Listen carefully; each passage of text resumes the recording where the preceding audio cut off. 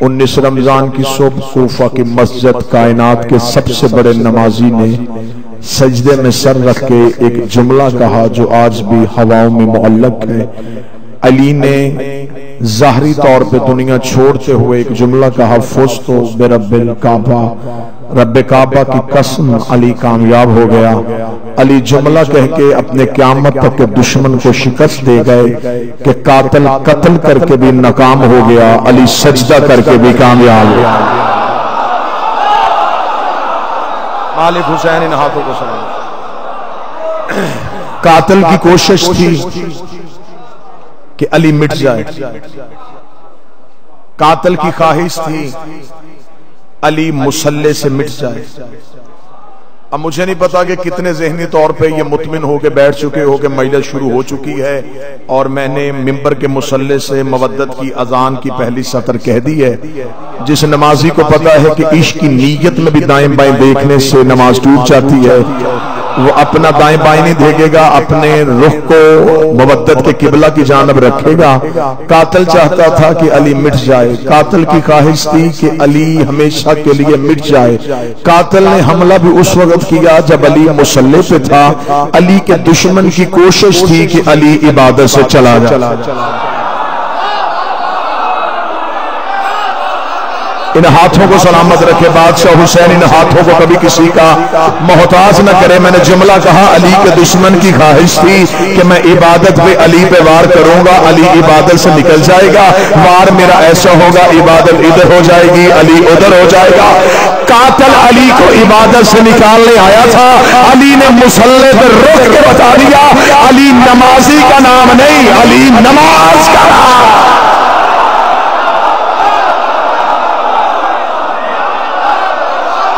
علی نمازی کو نہیں کہتے، علی مومن کی نماز کو۔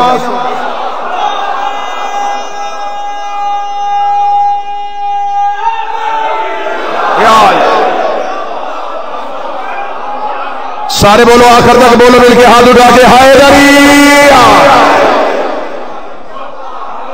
علی نمازی کا نام نہیں، علی حقیقت نماز کا۔ قاتل آیا مسجد میں، قاتل کی کوشش تھی علی کا جسم قتل کرے بھی مسلح پہ۔ قاتل کی اب بھی خواہش ہے کہ علی کا اسم قتل کرے۔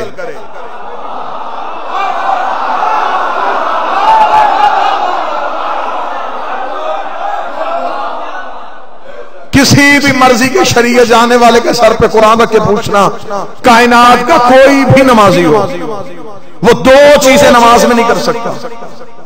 ایک اپنی مرضی سے حرکت نہیں کر سکتا، ایک اپنی گفتگو عبادت میں نہیں کر سکتا۔ وہ اپنی مرضی سے حرکت کرے گا، عبادت پھر بھی باطل ہو جائے گی۔ وہ اپنا کلام عبادت میں لے کے آئے گا، عبادت پھر بھی باطل ہو جائے گی۔ کائنات کا پہلا اور آخری نمازی ہے علی، جس نے رکوع میں ایک فقیر کو انگوٹھی دی ہے، علی نے حرکت کی ہے، علی کی نماز نہ ٹوٹی۔ علی نے سجدے میں فزتو برب الکعبہ کہا، علی کی عبادت پھر بھی نہ ٹوٹی۔ علی نے دنیا کو بتا دیا علی عابد کا نام نہیں، علی عبادت کا نام۔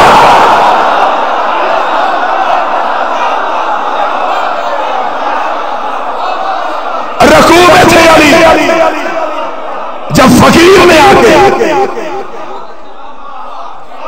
اور پہلی صدا پہ علی نے انگوٹھی نہیں دی، اس نے پہلی صدا دی تھی مسجد والوں کو۔ اسے کہا کوئی ہے جو اللہ کی راہ میں دے، علی کا ہاتھ رکوع سے نہ اٹھا۔ اس نے پھر کہا کوئی ہے جو اللہ کی راہ میں دے، میرے بادشاہ کا ہاتھ پھر رکوع سے نہ اٹھا۔ اس نے تیسری صدا وہی رہی، رخ بدل گیا، اسے چہرہ آسمان کی طرف گوار رہنا، تیرے گھر سے خالی جا رہا ہو، اتنا کہنا تھا۔ یہ علی کا ہاتھ رکوع سے اٹھ گیا، انگوٹھی سائل کے ہاتھ میں چلی گئی۔ بعد میں صحابہ نے پوچھا یا علی، یہ اس کی تیسری آواز تھی، پہلی دو آوازوں پہ انگوٹھی کیوں نہ لی؟ فرمایا پہلے تم سے مانگا تھا، پھر اس سے مانگا ہے۔ علی نے انگوٹھی دے کے بتا دیا سوال اللہ سے کرو، جواب علی دے گا۔ سارے لوگ ہاتھ اٹھا کے اور علی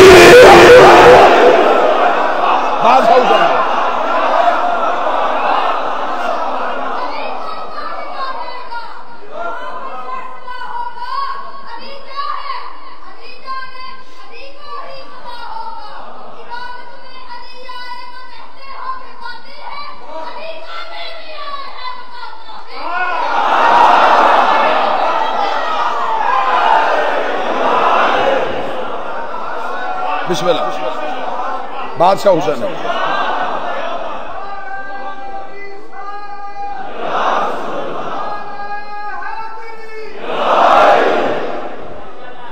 علی نے فرمایا اس نے مانگی پھر اللہ سے.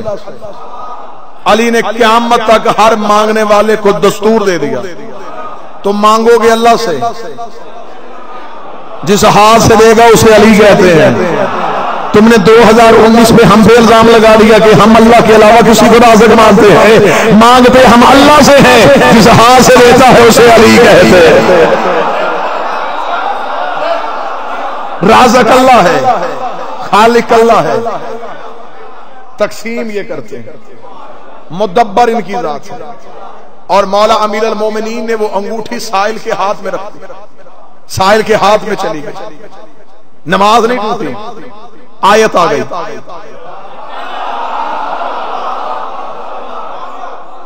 سیالکوٹ عقیدہ سنا جاتا ہے انما ولیکم اللہ, بے شک اللہ ولی, رسول ولی. اور یہ جس نے حالت, سب کو ترجمہ آتا ہے, جس نے حالت رکوع میں صدقہ دیا, غلط کہہ دیا میں نے, خیرات دی, زکات دی. خدا نے یہ نہیں کہا صدقہ دیا, خیرات دی, زکات دی. سیالکوٹ 19 رمضان یہاں سے لے کے اپنی زندگی کے آخری سانس تک یہ بادشاہ حسین کا ماتمی دامن ہے. مرضی کے مولوی کے سر پہ قرآن رکھ کے پوچھ کے, زکات اپنی مرضی سے نہیں دی جاتی.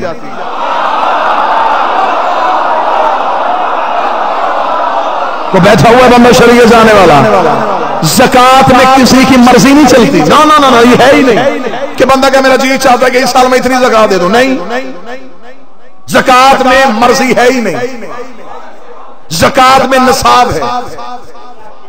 تمہارے پاس ہے کیا جس کی زکات ہے؟ جنس ہے اس پہ اتنی ہے, چاول پہ اتنی ہے, جو پہ اتنی ہے, کھجوروں پہ اتنی ہے, اونٹوں پہ اتنی ہے, سونے پہ اتنی ہے, چاندی پہ اتنی ہے. جیسی جیسا چیز بدل دی گئی ویسا ویسا نصاب بدلتا گیا. علی نے انگوٹھی صدقے میں نہیں دی. نا نا نا, جملہ سمجھنا پھر بولنا. بادشاہ نے انگوٹھی دی زکات میں. زکات نہ گھٹائی جاتی ہے نہ بڑھائی جاتی ہے. یہ ہو ہی نہیں سکتا کہ بندہ کہے کہ میری زکات نکلتی ہے 5000. یہی وجہ ہے کہ شیعہ مذہب میں ہم بینک میں زکات نہیں دیتے,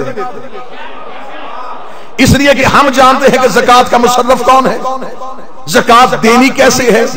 ہم زکات بینکوں سے نہیں دیتے, زکات ہم خود دیتے ہیں, اور ہم جانتے ہیں کہ ہم نے کس چیز پہ اپنی فقہ کے نصاب کے مطابق زکات دینی ہے. کسی بندے کی زکات بنتی ہو 5000, وہ کہ جی میرا دل ہے اس دفعہ 6000 دے دو, 5 زکات, 1000 کسی کھاتے میں نہیں. اس لیے کہ زکات کی حد ہی 5000 تھی. بالکل کسی میں سمجھانے کے لیے جملہ کہتا, کوئی بندہ فجر کی نماز کی واجب رکعتیں 2 ہیں, عشق میں تیسری شروع کرے, لمبی سی سورت پڑھے, کیا ہوگی نماز؟ 2 تھی تو عطاء تھی, تیسری پڑھی تو بغاوت ہو گئی. اللہ زیادہ رکعتوں سے راضی نہیں ہوتا. سیالکوٹ میں بندے چپ ہو گئے. رمضان کے مہینے میں بات کر رہا ہوں, جسے رمضان کی راتوں میں مسجدوں میں نمازیوں کے رش کی وجہ سے پھر بھی جملہ سمجھ میں نہ آئے. اللہ لمبی لمبی رکعتوں سے راضی نہیں ہوتا, اللہ 14 کی عطا سے راضی ہوتا. ساری رات بھی تو مسجد میں رہے, ساری رات مسجد میں رہے, لمبی لمبی نمازیں پڑھ, جب حکم ہی نہیں پھر اطاعت کیسے؟ بندوں نے نبی کی زندگی میں اللہ سے ڈائریکٹ تعلق بنانے کی خواہش پیدا کی تھی. انہوں نے راتوں رات مدینے میں ایک مسجد بنائی تھی, جس کے لیے شاعر نے کہا تھا مسجد تو بنا دی شب بھر میں ایمان کی حرارت والوں نے، راتوں رات مسجد بنائی، لینٹر سیمنٹ کا زمانہ نہیں تھا، راتوں رات مسجد امیر ہو گئی، گھروں میں گئے اپنا بوری بستر اٹھایا مسجد کے صحن میں لا کے رکھا، وہ میں چھوٹی چھوٹی باتیں پوچھنے کے لیے عبداللہ کے یتیم کے پاس جاتے ہیں، ہم اللہ کی عبادت کریں گے، اتنی عبادت کریں گے، اتنی عبادت کریں گے، اتنا اللہ کو راضی کریں گے، جبریل آیت لے کے سیدھا ہمارے پاس آ جائے گا، سیدھا اللہ ہمیں حکم نازل کرنا شروع کر دے گا، رکھ میرے سر پہ قرآن منبر پہ لیا قرآن، ساری رات بندے اس مسجد میں اللہ کی عبادت کرتے رہے، صبح کو آتے جبریل نے پر محمد کے قدموں پہ رکھے، رکھے گا خدا درود و سلام بھیج کے کہہ رہا ہے اپنے ساتھیوں کو ساتھ لے، اس مسجد کو گرا بھی چلا بھی گرا بھی چلا بھی گرا بھی چلا بھی، نبی نے کہا میرے اللہ مجھے نہیں مانتے تجھے تو مانتے، خدا نے کہا میں لعنت کرتا ہوں اس عبادت میں جس میں میں ہوں اور تو نہ ہو۔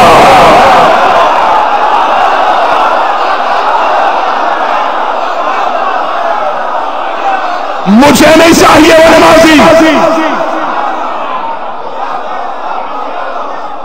جن کے پاس میں ہوں تو نہ ہو۔ مسجد زرار گرائی ہے وہ مسجد، کیوں گرائی ہے؟ اس میں نبی نہیں تھا، وسیلے کے بغیر بنائی گئی تھی۔ اب زکوٰۃ میں مرضی نہیں چلتی، بات یاد ہے؟ زکوٰۃ میں کوئی مرضی نہیں، زکوٰۃ میں نصاب ہے۔ جنرل جو فارمولہ وہ یہ ہے کہ جائیداد کا 2.5% جو ہوتا ہے وہ زکوٰۃ ہوتا ہے۔ علی نے دی ہے انگوٹھی زکوٰۃ میں، انگوٹھی کی پہلے مالیت دیکھتے ہیں، پھر پتہ چل جائے گا کہ علی کی جائیداد کتنی تھی۔ جو اتنے قریب بیٹھے یہ میرے پر احسان کرنا، یہ جو قریب بیٹھے یہ میرے اوپر احسان کرنا، صرف انگوٹھی کی مالیت پوچھتے ہیں، ابھی پتہ چل جاتا ہے کہ علی کی جائیداد کا رقبہ کتنا تھا، علی کے پاس کتنی ملکیت تھی، زمانہ علی کو امیر کہتا ہے، زمانہ علی کو بادشاہ کہتا ہے، اس دور میں شاید میتھ ریاضی نہیں تھا، اب تو بلین ٹریلین کی ضربیں بھی ہو سکتی ہیں، ابھی کیلکولیٹر آپ کے موبائل میں ہے، ابھی فیصلہ کر لیتے ہیں کہ پہلے دیکھتے ہیں انگوٹھی کی قیمت کتنی تھی، وہ 2.5% ہو جائے گی، پیچھے بچ جائے گی علی کی کل جائیداد۔ میں نے قرآن کے سامنے ہاتھ جوڑے، میں نے کہا او علی کا خاموش جا کر مجھے علی کی حکومت کا رقبہ دیکھنا ہے، مجھے پہلے یہ بتا دے بادشاہ حسین عزت جو علی کے ہاتھ میں انگوٹھی تھی، سونے کی تھی، چاندی کی زمر تھا، یاقوت تھا، کوئی قیمتی ہیرا لگا ہوا تھا، قیمتی پتھر لگا تھا، قرآن کے جاہل نہ بند میں سونا چاندی زمر یاقوت کی وجہ سے قیمتی نہیں تھی۔ میں نے کہا اس انگوٹھی کے قیمتی ہونے کی وجہ کیا تھی؟ قرآن کے وہ سلیمان ابن داؤد کی انگوٹھی تھی جو علی کے ہاتھ میں تھی۔ میں نے کہا چل مجھے سلیمان بن داؤد کے دور میں لے کے جا، وہاں سے جا کے پتا چلے اس انگوٹھی کی مالیت کتنی تھی۔ قرآن کے اس کی مالیت اتنی تھی، سلمان انگوٹھی پہنتا تھا حکومت شروع ہو جاتی تھی، انگوٹھی اتارتا تھا حکومت ختم ہو جاتی تھی۔ میں نے کہا قرآن مجھے بتا سلمان کی حکومت کا رقبہ کتنا تھا؟ قرآن کا سلیمان بن داؤد کی حکومت کا رقبہ اتنا تھا، یہ پرندوں کی بولیاں جانتا تھا، یہ ہواؤں کو چلنے کا حکم دیتا تھا، جنات اس کے تابع تھے، فرشتے اس کے تابع تھے، جہاں تک خدا کی خدائی تھی وہاں تک اس کی بادشاہی تھی۔ یہ انگوٹھی چلی گئی علی کے ہاتھ میں، علی نے دے دی زکوٰۃ میں، اور سلیمان کی پوری حکومت جس کی جائیداد کی زکوٰۃ ہو اس کی کول جائیداد۔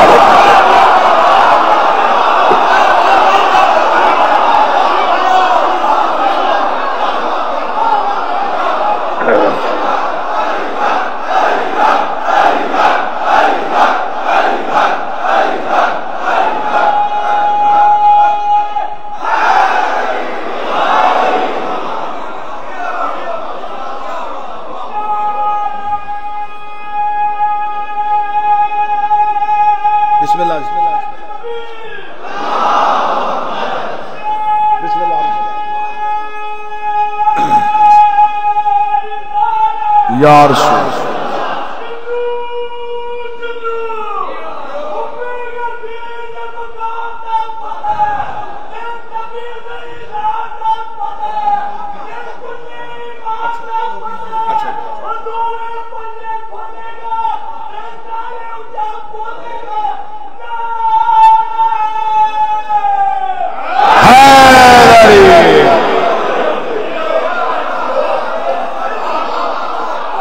بادشاہ حسین میں تجھے بتاؤں کہ علی امیر کتنا تھا۔ پھر یہاں سے لے کے آخر تک سیالکوٹ عقیدہ پڑھا جاتا ہے، عقیدہ سنا جاتا ہے، علمی لوگ ہو، لٹیری چہرے میرے سامنے بیٹھے ہو، بچپن سے مجلسوں میں آ رہے ہو، مجلس سے سن رہے ہو، جہاں تک میری زمانہ طالب علمی سے لے کے زمانہ منبر تک کی ریسرچ ہے، یہ میرے بدے ہوئے ہاتھ ہیں، میں نے ہر کتاب کھنگال کے دیکھ لی ہے، مجھے یہ فقیر آتا ہوا دکھائی دیا ہے، جاتا ہوا دکھائی نہیں دیا۔ مجھ سے یہ نہیں پتا کہ وہ فقیر بتایا، دوبارہ تاریخ میں یہ نہیں بتایا کہ وہ انگوٹھی کہاں گئی تھی، وہ کہاں جا کے بکی تھی، کسی شہزادے کے پاس گئی تھی۔ ان کے گھر کے تبرکات آج بھی جہاں پڑے ہیں وہاں آج بھی نشانی موجود ہے، ہمیں آج تک پتا نہیں چلا وہ علی کی انگوٹھی کہاں گئی۔ پھر سمجھ یہی آتی ہے لینے والا بھی علی تھا، دینے والا بھی علی تھا۔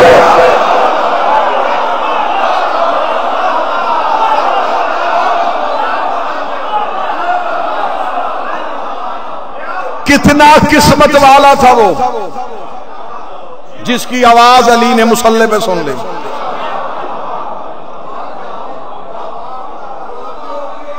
جو سائل کو سوال کی شرمندگی سے بچائے اسے علی کہتے ہیں۔ آج 19 رمضان پھر 20-21 قتل علی کے دن ہے، پورے ملک میں میری ممبر پہ اپیل ہے اپنے اہل سنت بھائیوں سے، کسی عام شخصیت کا قتل نہیں، نبی کے وصی کا، نبی کے داماد کا، تمہارے اہل سنت کے چوتھے خلیفہ کا، شیعوں کے پہلے امام کا نہ صرف میں فضائل پڑھوں گا، مجھے قتل علی کی وجہ پڑھنی، ہماری مجبوری ہے، ہمارے لیے کوئی عام شخصیت نہیں، ہمارا سب کچھ علی، ہم تو جائیں گے قاتل کے گھر تک،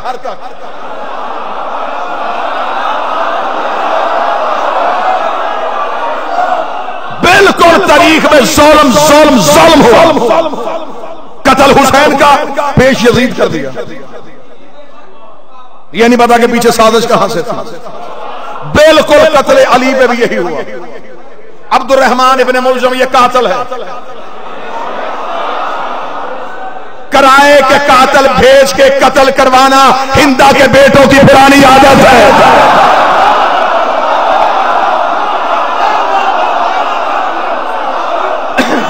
کیا لالچ لیے گئے، زہر کہاں سے آئی، تلوار کہاں سے آئی، سازش کہاں سے تیار ہوئی، کتامہ کو کس نے بھیجا، یہ سارے سوال ہیں جو آج بھی مذہب اسلام کے سامنے۔ آج چاہیے مسلمانوں کو، رمضان کا مہینہ ہر دن منا لیتے ہو، مسجدوں کے لاؤڈ سپیکر کھولو، سارا سال ہمیں کہتے ہو شیعہ صحابہ کو برا کہہ دے شیعہ کافر ہے، شیعہ صحابہ کو برا کہہ دے شیعہ صحابہ کو برا کہنے کی وجہ سے کافر ہو گئے لوگا۔ سیالکوٹ میں اڈا پسروریاں، اتنا سیالکوٹ کا نمائندہ مجمع سے میں ترجمان بناتا ہوں، ویڈیو کیمرے کی ذریعے پوری دنیا میں مجھے دیکھتے اور سنی جا رہی، مجھے بادشاہ حسین کی عزت کی قسم ہے، ہم قرآن کے حاشیے پر لکھ کے دیتے ہیں جو بندہ نبی کے سچے صحابی کو گالی دے وہ کافر ہوتا ہے۔ سر پہ قرآن رکھ کے بتا تو علی کو صحابی کہتا ہے یا نہیں کہتا؟ اگر کہتا ہے جس نے منبروں پہ علی کو گالی دی، اب بتا کافر تھا یا صحابی تھا؟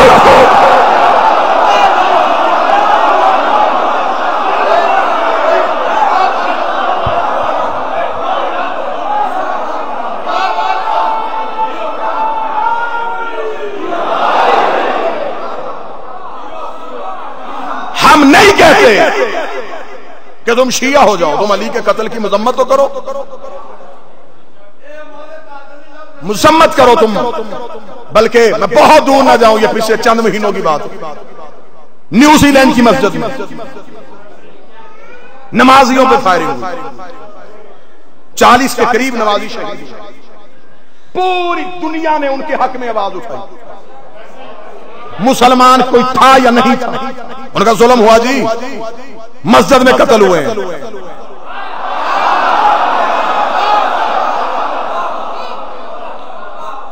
ہوئی پوری دنیا میں تحریک چلی، اتنی زور آور تحریک بن گئی کہ آخر نیوزی لینڈ کی پرائم منسٹر کو سیاہ دوپٹہ سر پہ رکھ کے مسلمانوں کے گھروں میں آنا پڑا، اور عیسائیوں کے بچوں نے مسلمانوں کے گھروں کے دروازوں میں دستک دے دے کے انہیں معذرت نامے بھیجے، انہیں سوری کے کارڈ لکھ لکھ کے بھیجے، انہوں نے اپنی پارلیمنٹ کے اجلاس کو تلاوت قرآن سے آغاز کیا۔ ہم سر پہ قرآن رکھ کے بتاؤ، وہ عیسائی عورت دنیا میں مثال قائم کر گئی، اور مسلمانوں کے بڑے بڑے علماء نے کہا اس عیسائی عورت نے مسلمانوں کے دل جیت لیے ہیں، اس نے مسلمانوں کے دل جیت لیے ہیں۔ کیا وہ سر پہ دوپٹہ رکھ کے مسلمان ہو گئی تھی؟ کیا وہ قرآن پڑھ کے مومنہ ہو گئی تھی؟ صرف اس نے یہ کام کر کے دنیا کو بتایا۔ جب اس سے صحافیوں نے پوچھا تو نے یہ کیوں کیا، اس نے اس لیے کیا ہے کہ قاتل کا تعلق میرے قبیلے سے ہے، میں دنیا کو بتانا چاہتی ہوں میرا تعلق مقبول سے ہے، قاتل سے نہیں ہے۔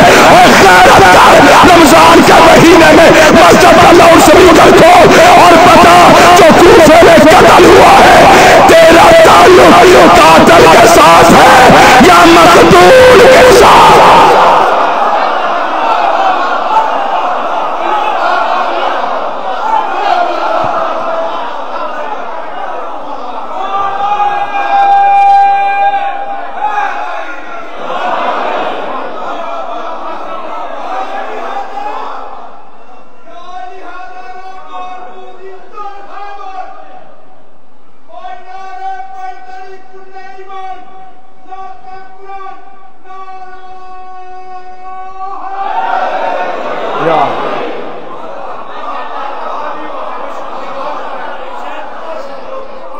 ہمیشہ جس کا تعلق کوئی نہ ہو وہ صرف مذمت کرتا،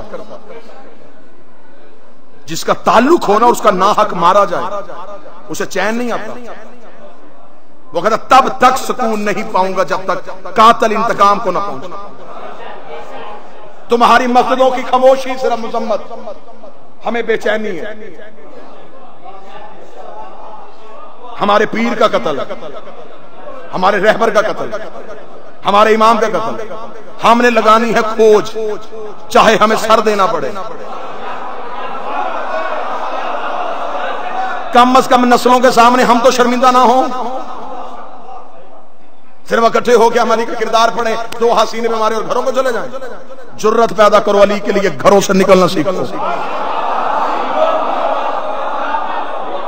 آؤ بتاؤ کہ علی کے قتل کے پیچھے وجوہات کیا تھی؟ اندھا قتل ہو جانا جی، کہیں اندھا قتل، چوک چوراہے میں قتل ہو جائے، قاتل کا سراغ نہ ملتا ہو۔ سب سے پہلا سوال ہر انسان کے ذہن میں آئے کہ جو مارا گیا ہے نا، پتہ کرواؤ اس کی دشمنی کس کس سے تھی۔ آؤ علی کے قتل کی تفتیش یہاں سے شروع کرتے ہیں۔ علی کی دشمنی کس کس سے تھی؟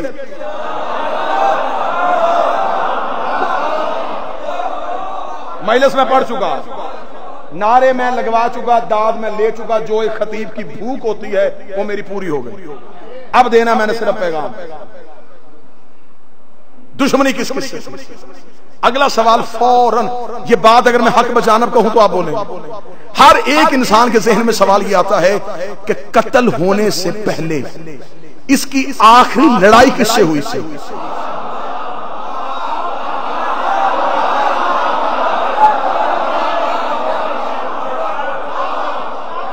قاتل پکڑے جائیں گے، تھوڑا آپ نے مضبوط رہنا ہے، قاتل کے گھر تک میں جاتا ہوں، یہ ہاتھ ہوگا قاتل کے گریبان پہ۔ انتقام تو تب لیں گے نا جب میں 12واں آئے گا، پھر تو قبروں سے نکال کے پوچھیں گے۔ ابھی تو صرف نامینیٹ کرنے ہیں، نامزد کرنے ہیں کہ بندے تھے کون۔ آئیں تاریخ سے پوچھتے ہیں کہ علی کی آخری دنوں میں لڑائیاں کس کس سے ہوئیں۔ تاریخ کے، جب میں نے تاریخ سے یہ سوال کیا تو تاریخ پہ خوف کا پسینہ آیا۔ تاریخ نے منہ بدلنے شروع کیے، تیور بدلنے شروع کیے، نہ ڈھونڈ علی کے قاتل، کیونکہ علی کی آخری لڑائیاں کافروں سے نہیں ہوئیں۔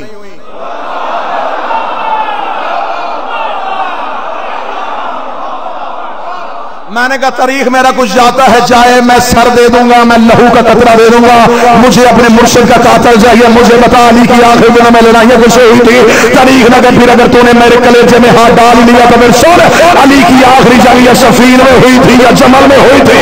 اب قاتل ڈھونڈنا آسان ہو گیا، تیری جھونپڑی چلتی ہے تو چلے، علی کا قادر یا سفیر میں ہے یا پھر شمل میں ہے۔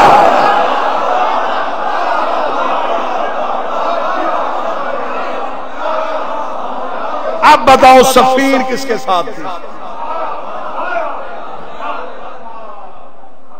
بڑی آسانی سے تو نے لکھ دیا تاریخ کی کتابوں میں اجتہادی غلطی تھی۔ ادھر بھی مسلمان نام نہاد، ادھر بھی مسلمان، دونوں طرف کے افراد مارے گئے۔ قرآن کہہ رہا جس نے ایک انسان کی جان لی اس نے پوری انسانیت کی جان لی۔ مولوی تھوڑا حوصلہ کر کے مجھے صرف اتنا بتا، صفین میں ادھر علی ہے ادھر علی کا مخالف ہے، دونوں طرف کے لوگ مارے گئے، شہید کس طرف کے لوگ ہیں؟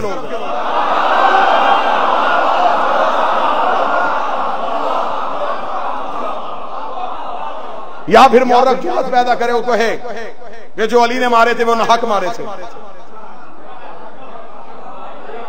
تو علی کو ناحق کہہ کے دیکھ، تو کہیں بھی حق کا نہیں رہے گا۔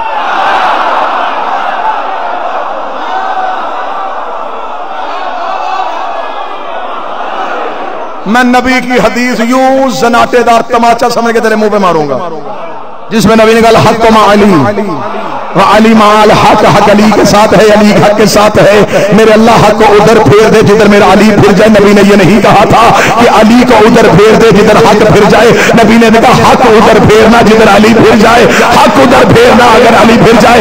اس کا مطلب علی مسجد میں ہے، حق مسجد میں ہے، علی منبر پہ ہے، حق منبر پہ ہے، علی جمل میں ہے، حق جمل میں ہے، علی سفین میں ہے، حق سفین میں ہے۔ اب مجھے یہ نہ بتا علی کے مقابلے پہ آیا تھا، آئی تھی، جو بھی علی کے مقابلے پہ آیا علی کے مقابلے پہ نہیں آیا، حق کے مقابلے پہ۔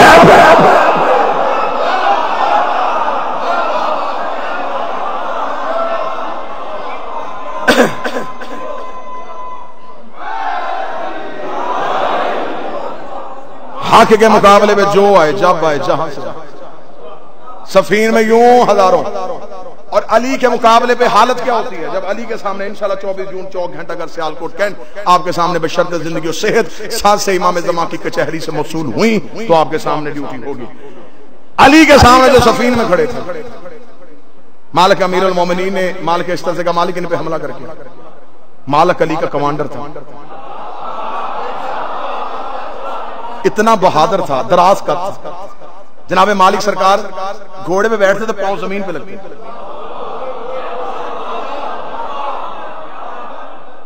علی کے جانے سے پہلے مالک جاتے تھے، جسے علی سپہ سالار بنایا۔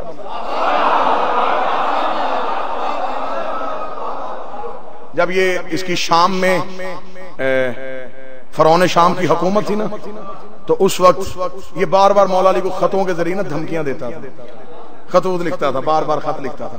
مولا علی ایک ایک خط کا جواب دیتے، ایک ایک خط کا جواب دیتے۔ ایک دن علی جلال میں بیٹھے تھے، علی فرمایا کیا یہ جاہل ہے، یہ روزانہ کاتب بھیجتا، روزانہ کوئی نہ کوئی کاتب بھیج دیتا۔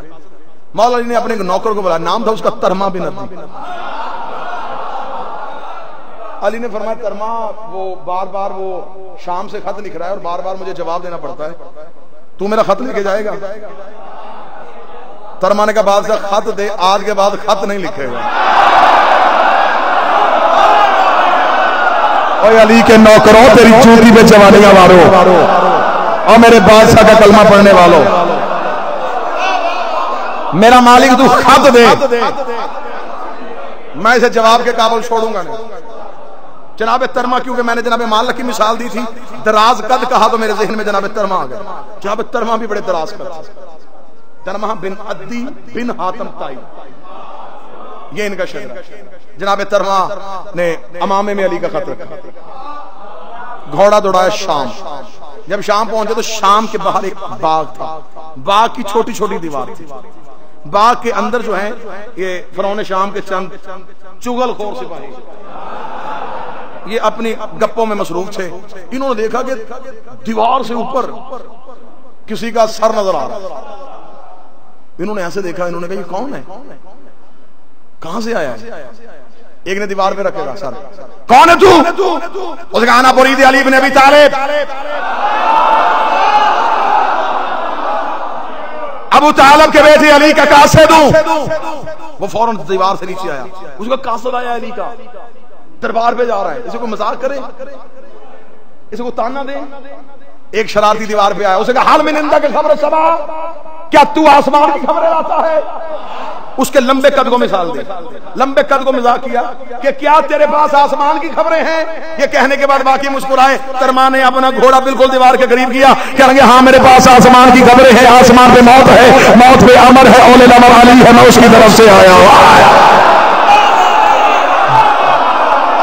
آسمان پہ موت ہے, امر پہ ایک اول الامر ہے. مجھے اس علی نے بھیجا. یہ کہنے کے بعد ترمانے کا اور تعارف کرواؤں. سر کھجے آتے ہوئے پیچھے آئے, جلدی سے ایک ہوتا, جلدی جا دربار میں, جا کے تیاری کرو. عام قاصد نہیں, بہادر بھی ہے, فصیح بھی ہے, بلیغ بھی ہے, بات کرنے میں مہلت بھی نہیں دیتا. دربار والوں سے کہ جلدی جلدی تیاری کرو, دربار کا منظرنامہ بدلو. ایسے بندے حاضر تیار کر کے بیٹھو جو اسے فی البدی جواب دے. فوراً اسے خبر پہنچی. اس نے کہا جلدی جلدی جلدی جلدی. اپنے تئیں جو اپنے سیانے سمجھتا تھا, ہر بندے کے سیانے بھی علیحدہ علیحدہ ہوتے ہیں, اس نے اپنے سیانے بندے جو ہے وہ دربار میں بٹھا دیے کہ وہ علی کا قاصد آ رہا ہے, اس کے سامنے ذرا ہوشیار ہو کے جواب دینے ہیں. وہ پتہ چلا ہے کہ وہ حاضر دماغ بڑا ہے, فوراً جواب دیتا ہے. ترما یوں بالکل دربار کے سامنے آیا. اب دربار کے سامنے درباری وہ نیزے. ترما نے سیدھا اپنا اونٹ دربار کے اندر, سپاہیوں نے نیزے ہٹا لی. ترما کا اونٹ اندر. لوگ دیکھ رہے ہیں یہ کیا کر رہے ہیں, وہ یہ اونٹ سمیت اندر آ رہا ہے. بالکل ترما نے آ کے دربار کے وسط میں اپنا نیزہ کاٹا, نیزے سے اپنا اونٹ مانگا.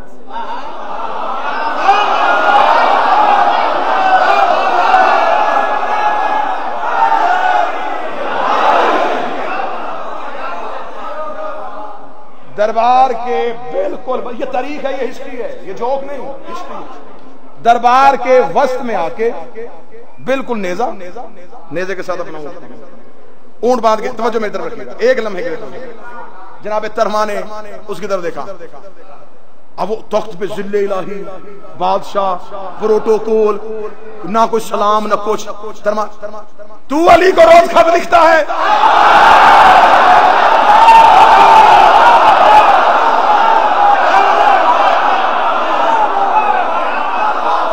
اس نے کہا حد ہو گئی, اسی وجہ سے میں علی سے دنگے کرتا ہوں. علی نے ایسے ایسے نوکر رکھے ہوئے ہیں جنہیں ممبروں پہ جانے کے, جنہیں سفارت کاری کے نہ تہذیب ہے نہ آداب ہے. پہلی بار کسی کے دربار میں جائیں ایسے بات کرتے ہیں, ایسے گفتگو کرتے ہیں. جناب ترمانی کا کیا غلطی کی ہے میں نے؟ اس وقت تو دربار میں آیا, تو نے مجھے سلام نہیں کیا اور فوراً گفتگو شروع کر دی. ترما کہتے میرا دماغ خراب ہے, میں تیری سلامتی مانگوں, میں تو تیرے لیے موت کا پیغام لے کے آیا. سلام تو صرف علی کے لیے ہے, سلام تو صرف علی کے لیے. میں تیری سلامتی کیوں مانگوں؟ میں تو تیرے لیے موت کا پیغام لے کے آیا ہوں.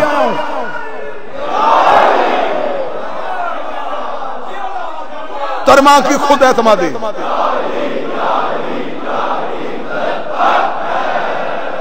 ترما کی خود اعتمادی دیکھی. اب اس نے کہا اچھا چل ٹھیک ہے, سلام نہیں کیا, تو دشمن ہے میرا, تو علی کا دوست ہے, تو مجھے اچھا نہیں سمجھتا, ٹھیک ہے تو نے مجھے سلام نہیں کیا. حد ہو گئی, انسان ہے کہ نہیں ہے تو؟ ترما نے کہا کیا میں نے؟ وہ کہاں لا کے اونٹ باندھا تو نے؟ ترما نے اپنے اونٹ کو دیکھا, تو پھر کہاں باندھتا؟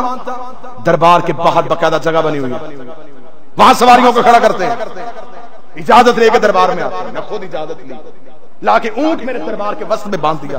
یہ علی کے نوکروں کا طریقہ. اس کے چہرے کی رنگت بدلی. ترما تھوڑا سا آگے گیا, اس کا سرکار تھوڑا قابو میں رہیے, میں باہر اونٹ باندھ کے آ جاتا, اونٹ چوری ہو جاتا, تجھے تو یہ بھی نہیں پتا چلتا کہ اونٹ ہے کہ اونٹ نہیں ہے.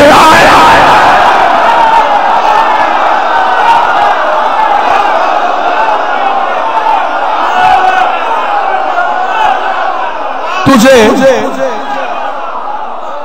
جس کے پاس میں آیا ہوں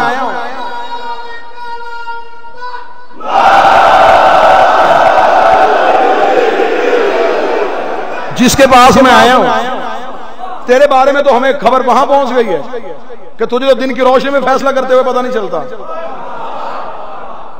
اب اس کا نیا نیا فیصلہ تو بڑا مشہور ہوا تھا.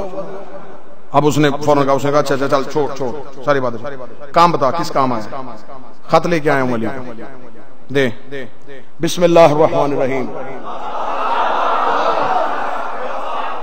امامے سے علی کا خط نکالا, چوما, آنکھوں کو لگایا. اب ادب کر رہا تھا, لوگ دیکھ رہے تھے. اسے عشق کہتے ہیں, اسے پیار کہتے ہیں. دیکھ عاشق تو ہے نا. اس نے دیکھے فوراً کہا, اس نے کہا خط امامے میں رکھتے ہیں, خط جیب میں رکھتے ہیں, تو امامے میں کیوں رکھ کے لایا ہے؟ ترما کہتا تیرے جیسے کا جیب میں رکھتے ہیں, علی کا خط.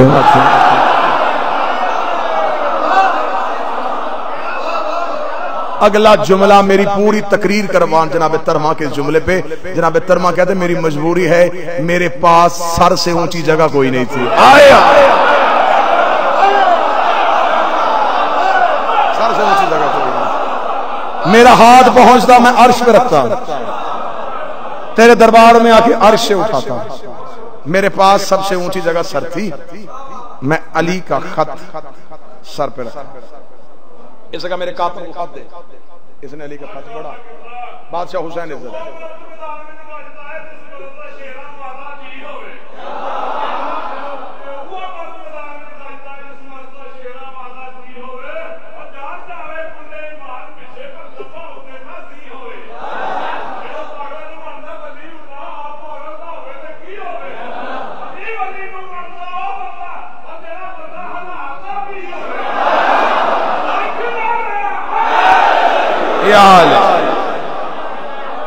توجہ صاحب, میرے پاس سر سے اونچی جگہ کوئی نہیں, یہ ہے علی کا خط. بس یہ بات مکمل ہو گئی. مجھے قتل علی پہ 2 وجہ پڑھنی تھی. اب کوشش کروں گا اگر بابا جی کے آنے سے پہلے جو پڑھ سکا. یہ ہے علی کا خط. اس نے کاتب سے کہا خط کھول, جلدی جلدی خط کا جواب دے, زیادہ دیر سے کھڑا نہ کرنا.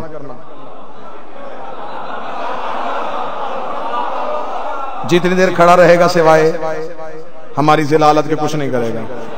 جتنی جلدی ہو سکے اسے واپس بھیج. جلدی جلدی نے خط کا جواب واپس لگوایا. خط لگوایا تھا, پکڑ خط, چل نکل. دے دیا میں نے جواب. خط باندھ کے اس کے حوالے کیا. ترما نے خط پکڑا, دیکھ اس کی طرف رہا, ڈوری کھولی, خط کو پڑھنا شروع کیا.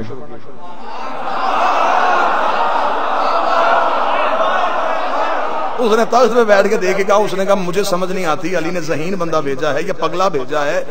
تجھے ہر بات میں ٹوک رہا ہوں, تجھے کسی بات کی تہذیب نہیں ہے. تو نے خط دیا مجھے علی کا, میں نے جواب دیا علی کو. تو خط لے کے کوفے جا, علی کو جواب دے, علی واپسی خط لکھے. تو نے یہیں کھڑے ہو کے پڑھنا شروع کر دیا. ترما کہتا اچھا تو پہلے میں تجھ سے جواب لوں, پھر وہاں جاؤں, پھر علی سے جواب دے, پھر تیرے پاس لے کے آؤں, پھر تو جواب دے, پھر علی کے پاس لے کے جاؤں. اتنا وقت نہیں ہے, میں علی کی زیارت کر کے عبادت کرتا ہوں.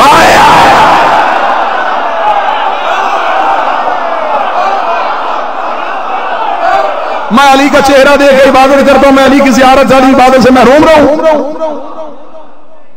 میں ابھی یہی جواب دیتا ہوں.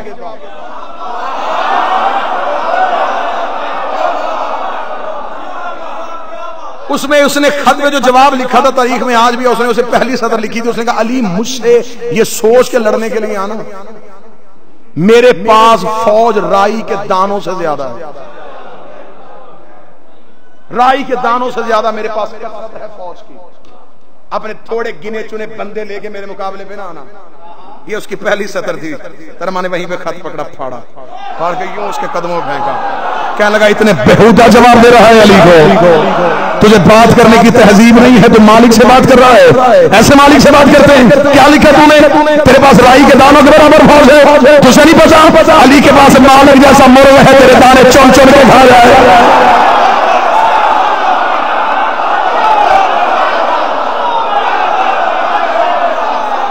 یہ کہہ کے بادشاہ علی کی عزت کی قسم ہے, اس لیے میرے مالک علی نے کہا ہے, مالک نے فرمایا دشمن کا دربار ہو, سارے کے سارے دشمن ہو, ایک لمحے کے لیے بھی اپنے چہرے میں جبین پہ پسینہ نہ لے کے آنا, سیسا پلائی دیوار بن کے دشمن میں کھڑے ہونا.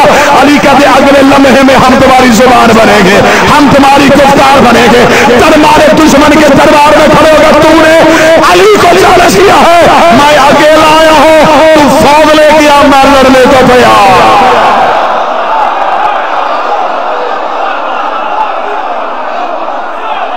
تو لا فوج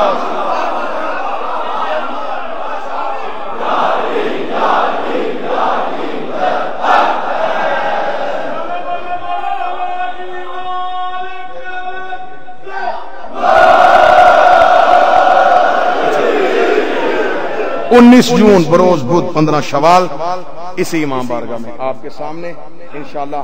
رات کی مجلس ہے، رات آپ کی بھی آواز نہیں آ رہی.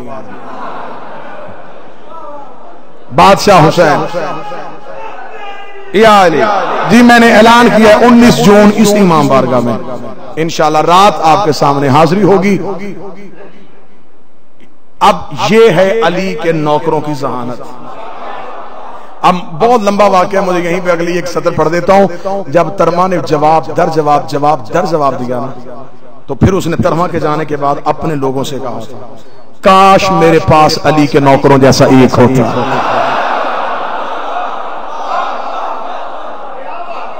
ایک بھی ایسا ہوگا. اب اس کے پاس رش کس چیز کا تھا؟ اس کے پاس جو دربار کے سب سے زیادہ ذہین تھا نا، وہ عمر بن عاص تھا. سب سے زیادہ ذہین وہ تھا. اور اس کے بارے میں واللہ با حسین، یہ میں ممبر پہ ہوں، تاریخ میں اس کے لیے واقعہ لکھا ہے کہ اس نے ایک دفعہ اس کی اور اس کی آپس میں بحث ہو گئی تھی. وہ کہتا تھا میں زیادہ سمجھدار ہوں، یہ کہتا تھا کہ ٹھیک ہے میں نے تجھے اپوائنٹ کیا ہوا لیکن سمجھدار میں زیادہ ہوں. آپس میں اسی بات میں بحث ہو رہی تھی. عمر بن عاص نے کہا چل ابھی فیصلہ کر لیتے ہیں، سمجھ تیری زیادہ یا میری زیادہ. خیمے میں دونوں اکیلے بیٹھے ہوئے تھے. اس کا قریب کان کر، میں تجھے ایک بات بتاؤں، تو فیصلہ کرنا، ابھی پتہ چلے گا عقل تیری زیادہ یا میری زیادہ.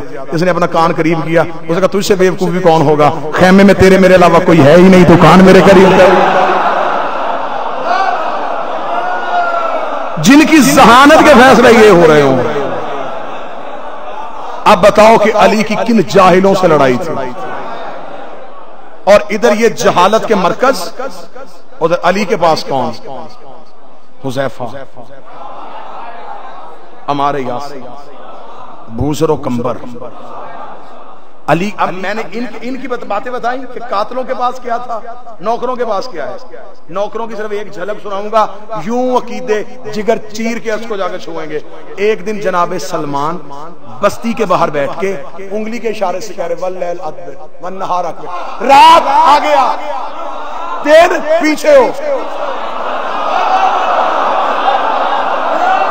مجھے بادشاہ حسین کی عزت کی قسم ہے، ابو ذر نے آ کے دیکھا سلمان کی انگلی کے اشارے کے ساتھ سورہ طلوع ہو رہا تھا، انگلی کے اشارے کے ساتھ سورہ غروب ہو رہا تھا.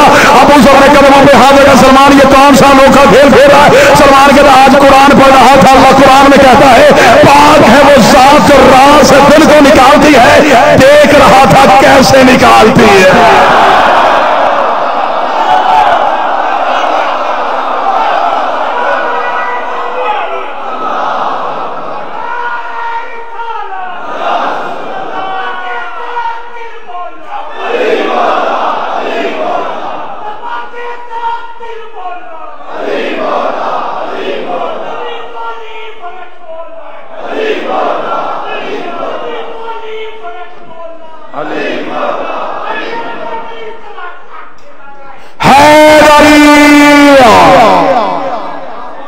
قاتل علی کا یا سفین میں یا چمک جائے. مر سکتے ہیں ہم علی کے مقابلے میں جو بھی آئے گا، ہم ایک لمحے کے لیے بھی اسے تسلیم کرنے کے لیے تیار نہیں. بعض بندوں کو بڑا شوق ہوتا ہے، وہ ماڈرن شیعہ ہے نا، ٹیشو پیپر شیعہ، انہیں اچھا لگتا ہے. وہ کہتے ہیں نہیں جی اتحاد رہنا چاہیے، لوگوں کے ساتھ تعلقات بھی اچھے رہنے چاہیے، یہ سب کچھ بڑا اچھے طریقے سے چلنا چاہیے. تجھے اتنا اتحاد بارے میں ہے تو سر پہ قرآن رکھ کے بتا، جب علی گوشہ نشینی اختیار کیے ہوئے تھے تو اس دور میں ہوتا تو دربار میں ہوتا یا علی کے ساتھ ہوتا؟ لوگوں نے علی سے بولنا چھوڑ دیا، علی کے سلام کا جواب چھوڑا.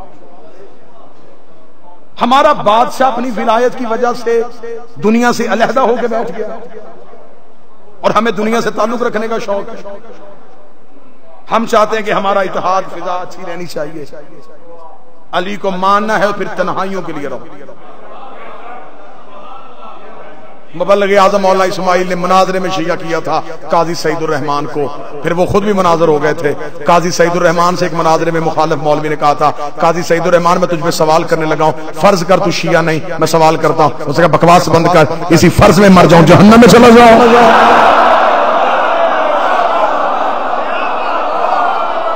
میں وہ فرض ہی کیوں کروں؟ اتحاد بین المسلمین ہونا چاہیے، لیکن اگر وہ انتشار بین المومنین کا سبب نہ ہو۔